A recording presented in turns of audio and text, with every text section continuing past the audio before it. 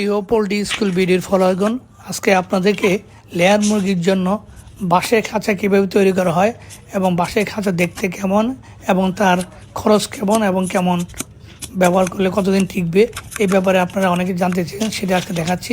এই যে দেখুন, একটা বাঁশের খাঁচা, এরকম মোটা মোটা বাঁশ দিয়ে বাতা তৈরি করে বাঁশের খাঁচা তৈরি করা হয়। সাধারণত 1000 মুরগির জন্য বাঁশের খাঁচা তৈরি করলে খরচ পড়বে প্রায় 1 লাখ টাকার মতো। কিন্তু আপনারা যদি লোহার খাঁচা তৈরি করেন তাহলে সেই ক্ষেত্রে আপনার 3 থেকে 3.5 লাখ টাকা খরচ পড়বে। সেই ক্ষেত্রে আপনারা প্রায় 2-2.5 লাখ টাকা সেভ করতে পারবেন।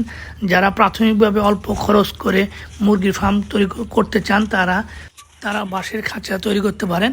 বাঁশের খাঁচা তৈরি করার ক্ষেত্রে আপনাদের অবশ্যই খেয়াল রাখতে হবে যে বাঁশগুলো অবশ্যই মজবুত হতে হবে, তাহলে অনেক দিন টেকসই হবে। সাধারণত বাঁশের খাঁচার ফার্মের ভিতরে গরমের সময় একটু ঠান্ডা লাগে এবং ঠান্ডার সময় একটু গরম অনুভব হয়। এই জন্য এটা পরিবেশ বান্ধব এবং দেশীয় কাঁচামাল ব্যবহার করে এটা তৈরি করা হয়। সেক্ষেত্রে আমাদের বৈদেশিক মুদ্রা সাশ্রয় হবে। বাঁশের খাঁচা সাধারণত দেখা যায় প্রায় 2টি ফ্লক পালন করা যায় এবং 2টি ফ্লকের পরে এটা আপনার বাতা যেগুলো ভেঙে যাবে সেগুলো আবার নতুন করে জোড়া দিয়ে আবারও 2-3 বছর মুরগি লালন পালন করা যাবে। তো এই ক্ষেত্রে দেখা যায় আপনার লোহার খাঁচার ক্ষেত্রে একই রকম, 2টা ফ্লক পালার পরে আপনাকে রিপেয়ারিং করতে হয়।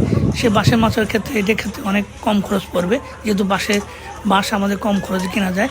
তো বাঁশের মাচা দিয়ে আপনার যদি মুরগি লালন পালন করেন তো অবশ্যই আপনি প্রোডাকশন কস্ট কমে যাবে এবং আপনারা লাভবান হতে পারবেন। আপনারা যারা বাঁশের মাচা বা এরকম খাঁচা তৈরি করতে চান তারা অবশ্যই নিজেরা করলে তো ভালোই, আর যদি নিজেরা না করতে পারেন, যারা এটা এক্সপার্ট তাদের কাছে যদি নিতে চান তাহলে আপনারা আমার এই ভিডিও শেষে তাদের নাম ঠিকানা দেওয়া আছে, তাদের সাথে যোগাযোগ করতে পারেন। ধন্যবাদ সবাইকে।